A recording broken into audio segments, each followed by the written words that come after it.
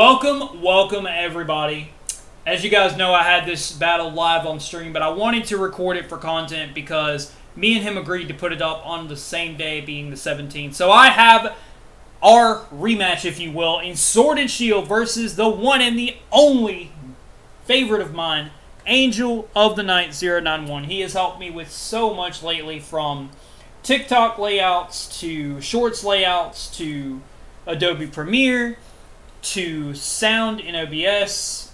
I mean, the things this man has done for me, the covert doc, is immense. And I could only pay him back by having a battle. Now, before we get into this battle, I want you guys to know we have not battled since Sun and Moon.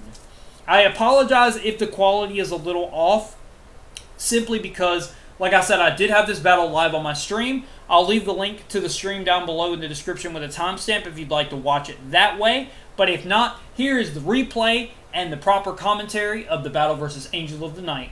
I have a mixed Sword and Shield team: Grimmsnarl, Archimedes, Binary, Taj Masera, Koto, and Swoosh. He's got a Berserker. I hate that thing. Steely Spirit is absolutely aggravating. Then we've got a Rillaboom, a Haxorus, Melodic, the Coal thing that I can't remember the name of, and Hatterene. This features some of my earliest work that I've ever done in Pokemon texture modding. So I hope you guys enjoy it, and let's go ahead and get right into the battle and see how it went down. He's going to be leading with Toki, and I'm going to be leading with this beautiful, beautiful Grimmsnarl. Guys, as always, if you're enjoying the content, hit the sub button, hit the notification bell and the like button, and leave a comment.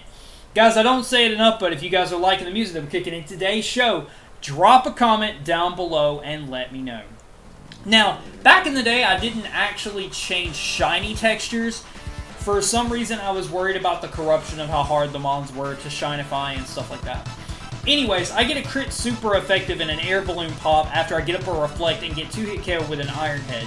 But those are going to be fantastic because I have things that can definitely take on this thing 1v1. I'm just trying to decide what I want to go into. I'm going to go into the original first texture mod I ever did for Taj Masera, and I'm telling you guys, Copperage is one of my favorites. I remember back in Sword and Shield when we couldn't get Donphan, and I was very sad. But then I saw Copperaja, and I saw a ray of hope. We could definitely take a close combat from the likes of Berserker, get up our rocks, and then proceed to take the Berserker out after that. I'm sure he's just going to want to go for another close combat. That's a clean 3-hit KO, but as it is, a 3-hit KO because I'm pure Steel type, and Taj Masera is going to drop its Mighty Trump and destroy this Berserker and get a useless crit that most definitely didn't matter, because Berserker doesn't have the best defenses, but Steely Spirit is fantastic. And if I know Corey, he's definitely running Steely Spirit. He could be running Tough Paws. That could be a thing too. They're going to go out into Siegfried and Roy, and I have the Power Whip, but I'm not going to live a Scald long enough to hit him with a physical offensive Power Whip. I'm adamant, max physical attack, max HP, max attack, Taj Masera, aka Copperaja.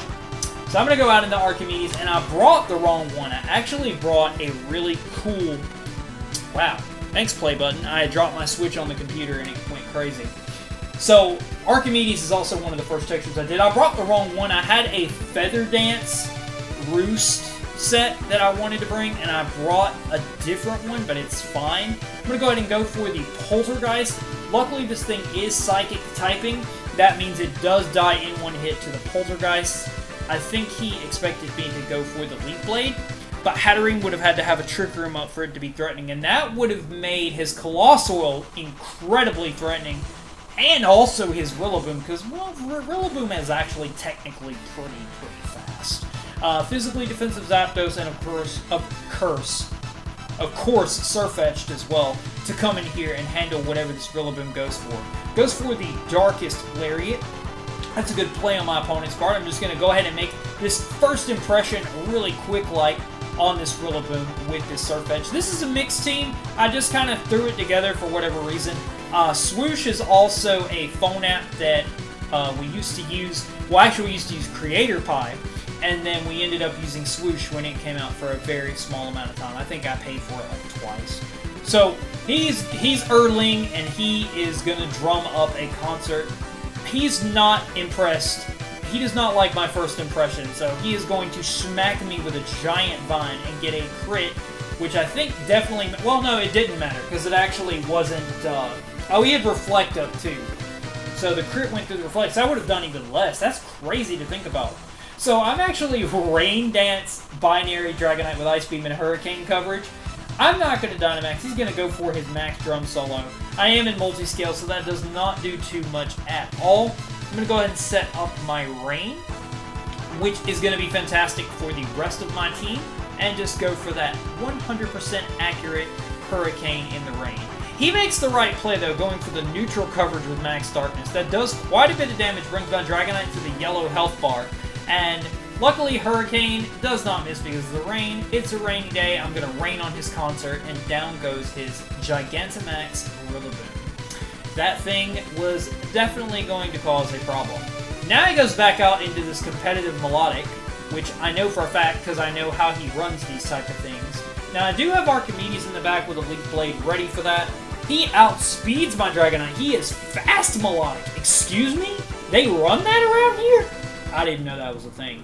He's going to get some health back with his Shell Bell. And I have Archimedes and Koto. I believe this is a 3-2 game currently? Yes, 3-2.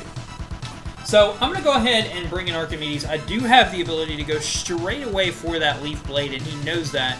And he goes out to Halvard to take the Leaf Blade. And this doesn't take it well either because it does still have the Rock typing, and it has to come in on Stealth Rocks. So from this range, I will be able to take it out as well. But the cool thing about this is there's no Trick Room up, so luckily this thing doesn't outspeed. But it probably wouldn't have mattered considering I do have the Rain.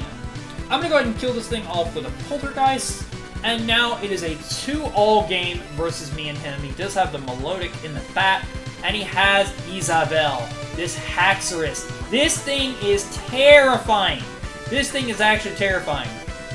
He's like, he had told me, because we had talked about it after this, he's like, I should just go for Dragon Dance right here. He goes for Dragon Claw, I live it on Abysmal Zero and go for Poltergeist, which actually kills him with his Life Orb.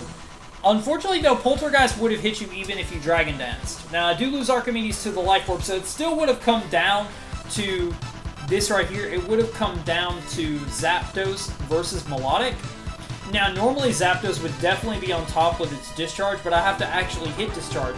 And I'm so scared that I won't hit it that I have to go for Hurricane. And guess what? I'm not going to miss Hurricane because I have the Rain. Ice Beam does an actual ton of damage. And guys, this is literally determined by the Rain. But I do go for Discharge, and it would have been hilarious if he would have killed me with the Ice Beam, but he was definitely in Hurricane range. Thank you, Corey, for the game. Thank you for everything you've done for me. Thanks, guys. You guys have been amazing and supportive, and like I said, I'm coming at you really soon with some more content. So stay tuned. Thank you, guys, and I'll catch you next time.